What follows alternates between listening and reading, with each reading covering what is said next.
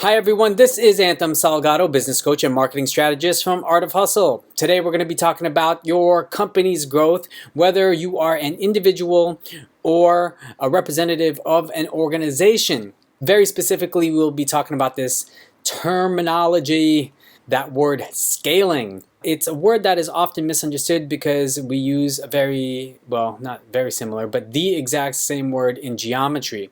In geometry, it means to keep things proportional, meaning you can have a little square, you can blow it up to be a big square, you can have a triangle, and as long as you keep the proportions the same, you can scale it up to become a bigger triangle, and you could just as easily scale it back down.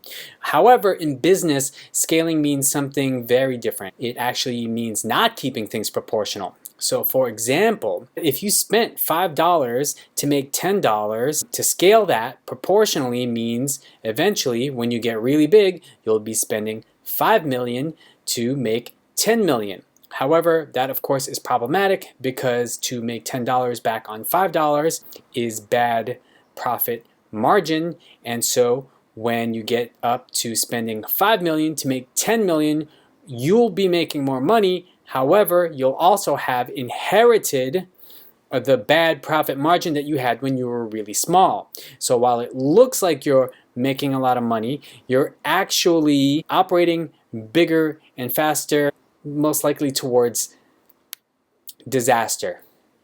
That rhymed by accident, I swear. So what could we do to fully understand what it means to scale? Well, let's look at a basic XY graph, if we shall. Down here is where your startup began, your company. That's the birth of your company. And up here is where you want to end up, right? It's a basic flow. You have these two parallel lines. And the bottom line basically represents your operating expenses. The top line represents your outcomes. So for a for-profit business, your outcomes, that's pretty easy to define. That's basically, essentially, your money, how much you're able to generate revenue and profit-wise. Now, for nonprofit organizations with a slightly different business model, that top line, I would argue, everyone's got their own opinion, but this is mine, that top line, your outcomes are basically your impact and also your brand recognition, because ultimately it is your impact and your brand recognition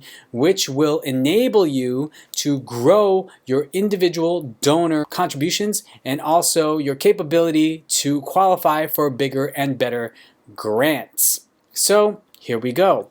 Your company has just started, your operating expenses, and your outcomes. Now, if you were to grow proportionally, what would happen is these lines would basically stay somewhat parallel. So as you grew, you would end up spending as much in operating as you would get back in outcomes. So that's not true scalability. It looks like it to the person who doesn't know any better. And for a long while, I didn't understand this concept either. So don't feel bad. But now that I do, I will do everything I can not to make this mistake. What does it mean? Scalability, if not to just grow as such.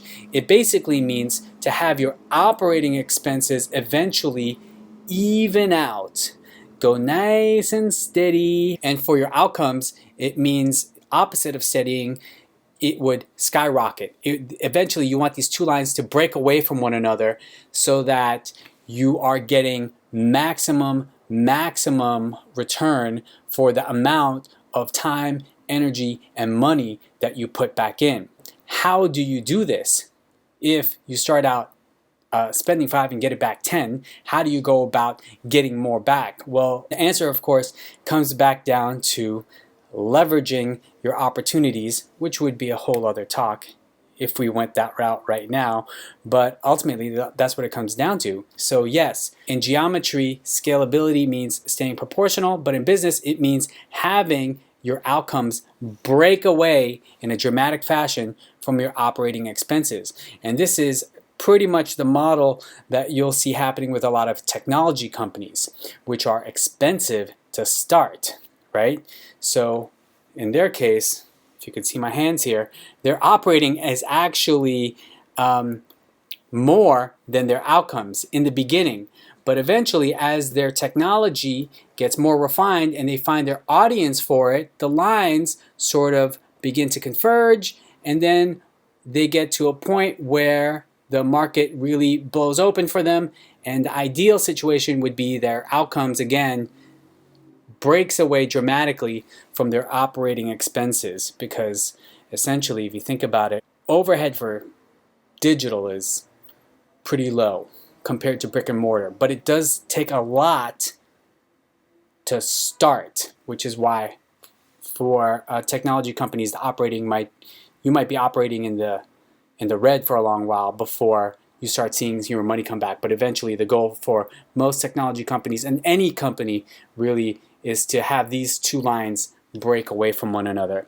So that is something to think about. Too often people think about growth and they misuse this word scale or scaling. They think being scalable means to just throw more money into it and consequently get more money back. But if those things are staying parallel to one another, that's not true growth.